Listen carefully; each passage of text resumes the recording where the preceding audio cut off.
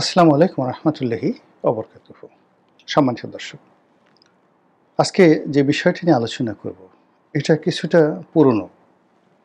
প্রায় প্রতিদিনই আমাদের রাজনীতিতে অসম্ভব সব কথাবার্তা হচ্ছে এবং রাজনীতির মধ্যে যে সকল ঘটনা প্রকাশ্যে দেখা যাচ্ছে এবং পর্দার আড়ালে এত সব নিত্য নতুন ঘটনা ঘটছে যা বলাও যাচ্ছে না, প্রকাশও করা যাচ্ছে না।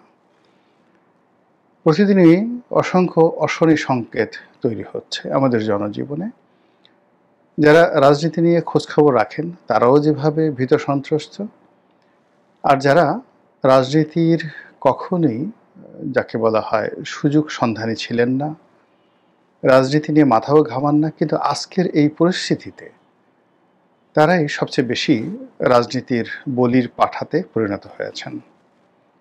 ব্যবসা বাণিজ্য, গৃহ শান্তি, এরপর সামাজিক সংহতি, আইনশৃঙ্খলার অবনতি থেকে শুরু করে প্রতিদিন যেভাবে বেকার সমস্যা ত্রাস আকারে সারা বাংলাদেশকে গ্রাস করছে, তাতে করে একজন নাগরিক হিসেবে মানুষের যে বেঁচে থাকার যে আশা আকাঙ্ক্ষা সব কিছুই ধূলিসাৎ হচ্ছে এবং একটি ঢেউ এসে অপর ঢেউকে সরিয়ে নিয়ে যাচ্ছে।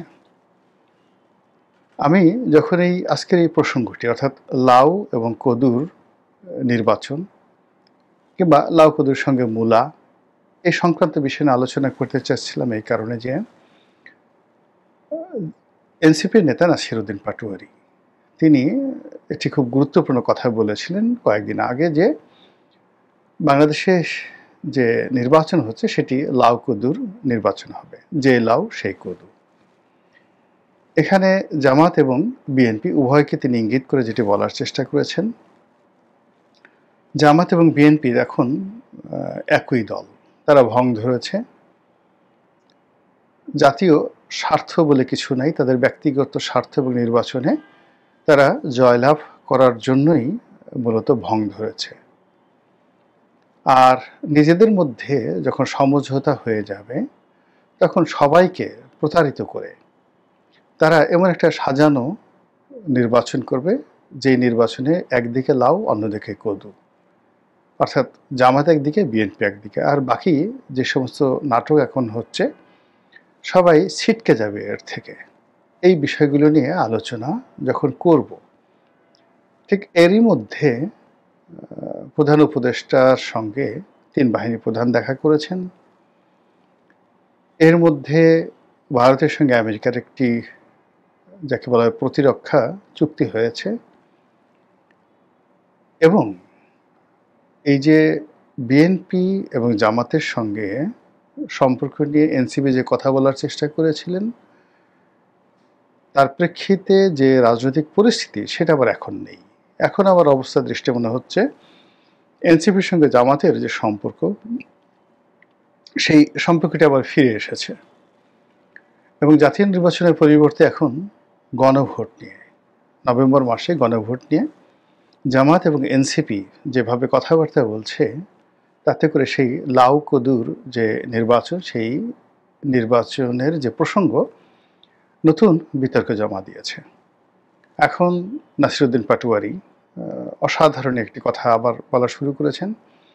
তিনি বলা শুরু করেছেন যে নভেম্বর মাসেই হোক বা যেদিনই হোক জাতীয় নির্বাচনের আগে গণভোট হতে হবে, অর্থাৎ তিনি আবার সেই জামাতের পক্ষে কথা বলছেন এবং তিনি সে কথা বলতে গিয়ে আবার ইন্ডিকেট করেছেন যে বিএনপি গণভোট না হওয়ার জন্য যে যুক্তি দিচ্ছে, টাকা লাগবে, একটা নির্বাচন করতে অনেক টাকা লাগবে। তো তার বক্তব্য হলো যে টাকার অভাব নেই।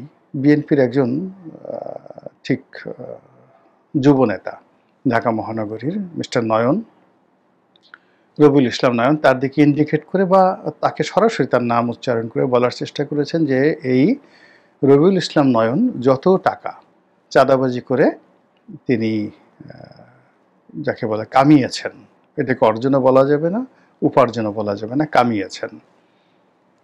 এই চাঁদাবাজি টাকা দিয়ে আসলে একটা জাতীয় নির্বাচন করা সম্ভব।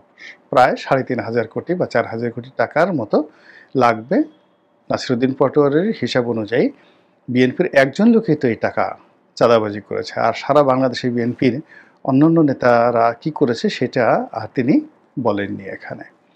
তো এই অবস্থাতে রাজনীতির যে গতি প্রকৃতি আপনি দেখুন প্রতিদিনই পরিবর্তন হচ্ছে, কিন্তু তারপরেও এই কথাটা একেবারে অপরিহার্য যে ওই লাউকদুর যে নির্বাচন সেটা কিন্তু প্রাসঙ্গিকতা থেকে যাচ্ছে। নির্বাচন সম্পর্কে আমাকে অনেকে জিজ্ঞাসা করেন, এমনকি বিএনপির যে সকল লোক মঞ্চে গলা ফাটান নির্বাচন হবেই মানে ফেব্রুয়ারি মাসে, যে সমস্ত বিএনপির নেতারা কোট টাই স্যুট কিনে একেবারে বসে আছেন যে নির্বাচন হওয়ার সঙ্গে সঙ্গে তারা মন্ত্রী হয়ে ক্যাবিনেটে বসবেন, এই সিদ্ধান্ত যাদের শতভাগ, অর্থাৎ বিজয়ী হবেন এবং মন্ত্রী হবেন, সে সকল মানুষও সময় পেলে জিজ্ঞাসা করে যে রনি ভাই আচ্ছা আপনি বলেন তো, আপনার তো বিভিন্ন রকম প্রশংসার রকম কথাবার্তা বলে আচ্ছা আপনি বলেন তো নির্বাচন আদৌ হবে কিনা। তা আপনি বোঝার চেষ্টা করুন নির্বাচন সম্পর্কে বিএনপির শীর্ষ পর্যায়ের যারা নেতৃবৃন্দ রয়েছেন তাদের একান্ত ভাবনা কি। আওয়ামী লীগের পলাতক নেতা, দেশান্তরী নেতা, দেশের মধ্যে যারা আছেন তারা, যাদের সঙ্গে আমার কথা হয় সবাই একই কথা, নির্বাচনের ব্যাপারে আপনার মতামত কি।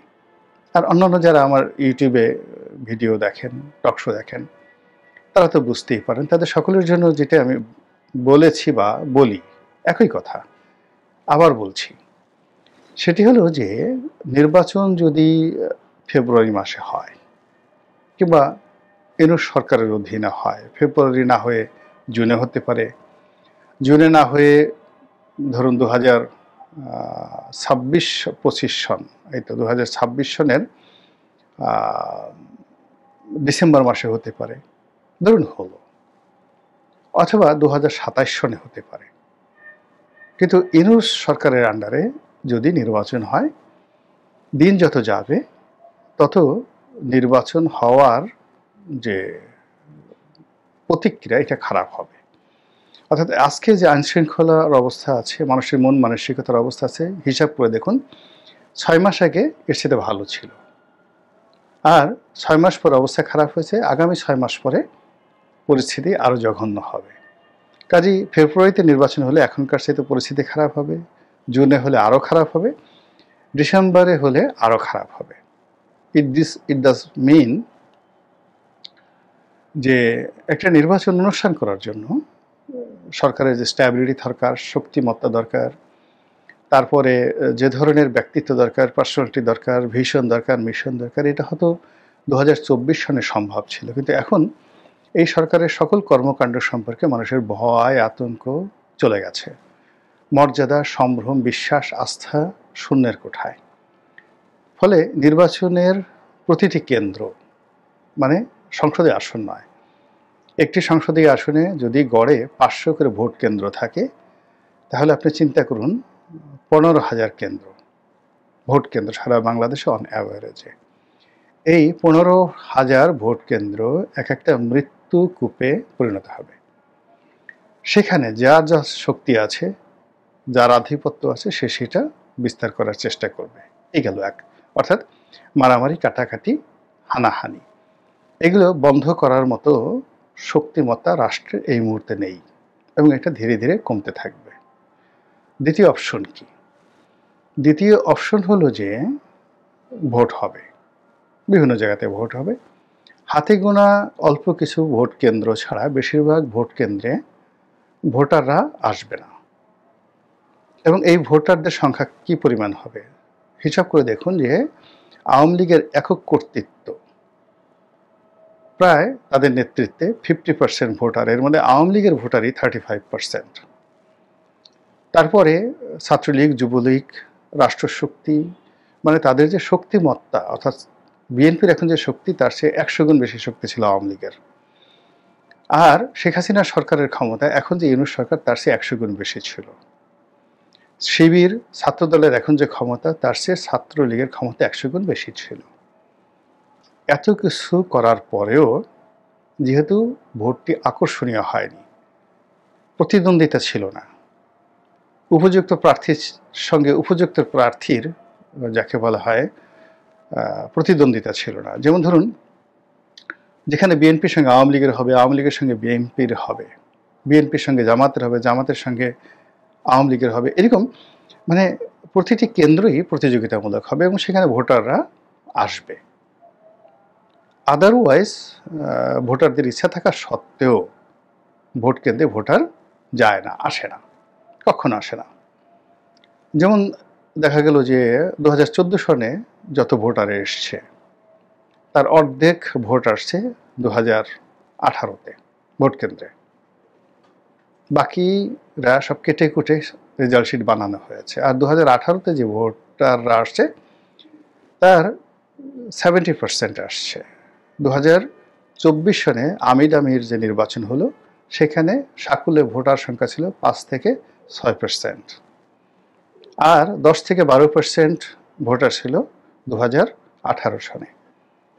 আর সাকুল্যে 20% ভোটাররা ভোট দিয়েছে বিনা প্রতিদ্বন্দ্বিতার তার ভোটে। যদি এই ধারা অব্যাহত থাকে, এবং এটার সম্ভাবনা অনেক বেশি, তাহলে যে নির্বাচন আগামীতে যেটা ডক্টর মোহাম্মদ ইউনূসের অধীনে হতে যাচ্ছে, BNP versus Jamaat, Jamaat versus NCP, NCP versus BNP, এই তো সেই ভোটের আকর্ষণ অতীতের যে কোনো ভোটের চাইতে কম হবে। আগে যে 3টা ভোট বললাম, ফলে ভোট কেন্দ্রে 3% থেকে 5%-এর বেশি ভোটার আনা যাবে না। তাহলে কি করতে হবে? সিল পিটাতে হবে। কে পিটাবে? যে শক্তিশালী প্রার্থী সে পিটাবে, অথবা পুলিশকে দিয়ে, প্রশাসনকে দিয়ে, মিলিটারিকে দিয়ে পিটাতে হবে। রেজাল্ট শিট তৈরি করতে হবে মুখ রক্ষা করার জন্য। এখন 24 সনে যেটা সম্ভব ছিল এখন সেটা সম্ভব নয়। এখন আপনি সিল পিটাতে যান, কেয়ামত হয়ে যাবে। এজেন্ট আছে, সব কিছু আছে, ভোটার নেই, কিন্তু আপনি সিল পিটাতে পারবেন না। আবার রেজাল্ট শিট তৈরি করতে যাবেন, কে ঘোষণা করবে? টিওনো সাহেব, ডিসি সাহেব। মুহূর্তের মধ্যে ডিসি অফিস, টিওনো অফিসে আগুন দাউ দাউ করে জ্বলতে থাকবে। ফলে ওই যে নির্বাচনের যেই লাউ সেই কদু। এখন এটা যদি আপনি 2014, 2018, 2024 এই নির্বাচনের সঙ্গে আগামীর যে নির্বাচন আশা করেন, সেটা সেই লাউ কদুর নির্বাচন। আবার নাসিরউদ্দিন পাটোয়ারি যেটা বলেছেন যে জামাত এবং বিএনপি যেই লাউ সেই কদু, মানে যারাই লাউ তারাই কদু, যারাই কদু তারাই লাউ। এটাকেও যদি আপনি অতীতের নির্বাচনের সঙ্গে তুলনা করেন, দেখুন সেখানে জাতীয় পার্টি এবং আওয়ামী লীগ যেভাবে বন্ধু থেকে শত্রু হতো, শত্রু থেকে বন্ধু হতো, সাজানো গোছানো বিরোধী দল হতো, অনুগত বিরোধী দল হতো, তারপরে গৃহপালিত বিরোধী দল হতো, ঠিক সেই লাউ এবং সেই কদুর মতো আগামীতে একটি সংসদ নির্বাচন যদি হয় এবং বিএনপি এবং জামাতের মধ্যে প্রতিযোগিতা সব কিছুই অতীতের জাতীয় পার্টি এবং আওয়ামী লীগের মতো হবে। একটা দুর্ভাগ্য বারবার শুধু ঘুরে ফিরে আমাদের কাছে আসছে বিভিন্ন স্রোতে। এই গেল দ্বিতীয় লাউ এবং কদুর যে আশঙ্কা।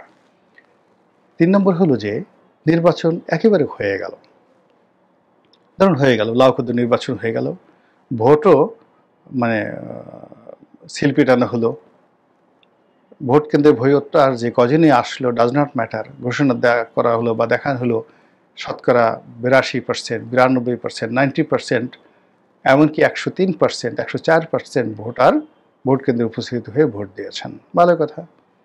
কতদিন চলবে? আমার আশঙ্কা লাউ কদুর নির্বাচন, লাউ কদুর প্রতিদ্বন্দ্বিতা সংক্রান্ত যে সরকার 6 মাস থেকে 1 বছরের বেশি টিকতে পারবে না। ফলে কি হলো? আজ পুরো রাজনীতি থেকে Awami League out, absolutely out, -1। আগামীতে যে রাজনৈতিক শক্তিটুকু এখনও টিকে আছে, এনসিপি নতুন রাজনৈতিক দল, জামাত, বিএনপি যে রাজনৈতিক দল যতটুকু টিকে আছে, এই রাজনৈতিক কালচারটাও চলে যাবে এবং তাদেরকেও পালাতে হবে। আওয়ামী লীগ নেতাদের কপালে যে দুর্ভোগ, জামাত এবং বিএনপি নেতা, এনসিপি নেতাদের কপালে একই লাউ কদুর সেই দুর্ভোগ আসবে। পুরো রাজনীতির অঙ্গন ফাঁকা হয়ে যাবে, রাজনীতির উচ্চারণ করার লোক থাকবে না, শুধু পালাও পালাও পালাও। আর তখন এই শূন্য মাঠে কে গোল দিবে, কারা গোল দিবে, কিভাবে দিবে, এবং সেটি আপনার আমার জন্য কতটা ভয়াবহ হবে সেটা চিন্তা করতে থাকুন। আর যদি চিন্তা করার ফলে আপনার যদি মনে হয় ইতিবাচক, তাহলে বলতে থাকুন সুবহানাল্লাহ, আলহামদুলিল্লাহ, আল্লাহু আকবার, লা ইলাহা ইল্লাল্লাহু, আল্লাহু আকবার, আল্লাহু আকবার, ওয়ালিল্লাহিল হামদ। আর যদি মনে হয় যে ভয়াবহ অবস্থা, তাহলে বলুন নাউযুবিল্লাহ মিন যালিক। আর তওবা করুন, তওবা আস্তাগফিরুল্লাহ। আর জোরে দোয়া ইউনুস পড়ুন, লা ইলাহা ইল্লা আনতা সুবহানাকা ইন্নী কুনতু মিনাজ জালিমিন। মহান আল্লাহ আমাদের সবাইকে হেদায়েত দান করুন এবং হেফাজত করুন। আসসালামু আলাইকুম ওয়া রাহমাতুল্লাহি ওয়া বারাকাতুহু।